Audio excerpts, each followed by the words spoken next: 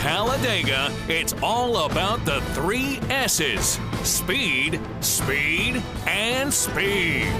We'll take you back to 1987, when too much speed led to one of the craziest crashes ever. The car became airborne and went flying literally into that catch fencing.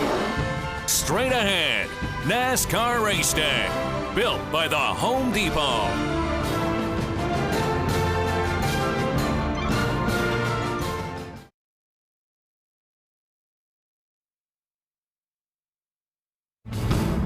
From the world's longest and fastest racetrack, Talladega, Alabama, the crowd now begins to cheer as the pace picks up and the Winston 500 is underway. Here they show up at Talladega, non-restricted engines, okay? Bill Elliott busts out a qualifying lap of over 212 miles per hour.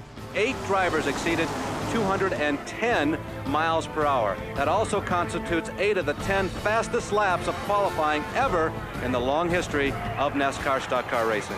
Now, instead of warning signals going out that these cars are going too fast, which drivers are already saying, the media jumps right in and says speed, speed, and more speed. The pace is 209.82 miles an hour. Much faster, I think, than anybody anticipated.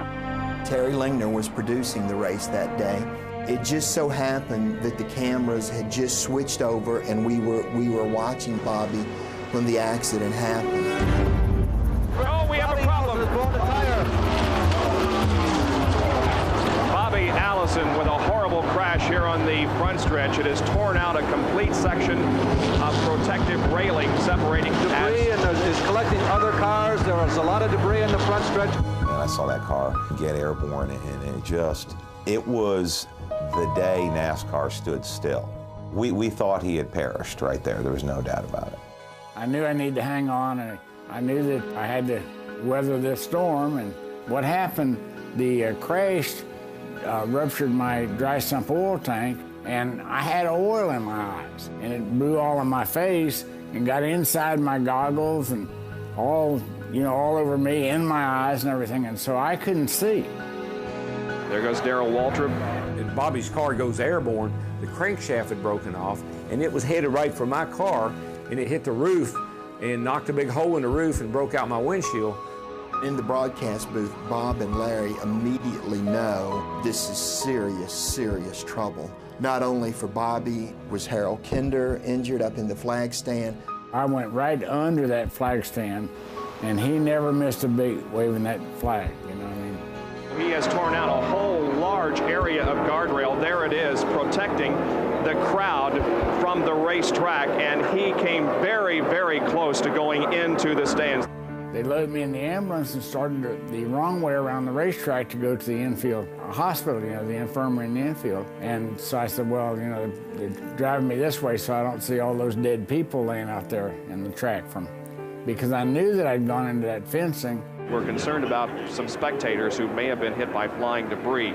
The track security and the Talladega Sheriff's Department is on the scene, trying to keep the crowd under control. We were getting limited reports that there were people injured, but it appeared that no one was critically injured. We came back around, and you saw the fence tore down and everything, and it's hard to believe a race car could do that to the fence, and we were just so lucky it didn't get in the grandstands. Had Bobby Allison gotten up into the grandstands, we wouldn't be doing this interview today. During one of the commercial breaks, Larry Newber turned to me and he said, that was almost the end of racing as we know it here in America. If it would have been a deal where several got killed, it could have been time to, get the movement started to close the racetrack and to close NASCAR. Davey Allison saw the accident from his rear view mirror, and he was just mortified. He was terrified that something bad had happened to his father. We tried to hurry up and get back around as quick as we could, make sure everybody was okay, and I'll tell you, I breathed a sigh of relief and thank the good Lord when I saw my dad get out of that car. In another storybook finish, the race was restarted and Davey Allison won his first career race. There it is! Davey Allison wins! The sweetest victories are the first-time winners. It was a great emotional win for Davey. He knew his dad was safe. There was this classic shot of Davey coming down pit road with all of the crew riding on the car, and it was just another one of those incredible Talladega moments for the youngest member of the Alabama gang.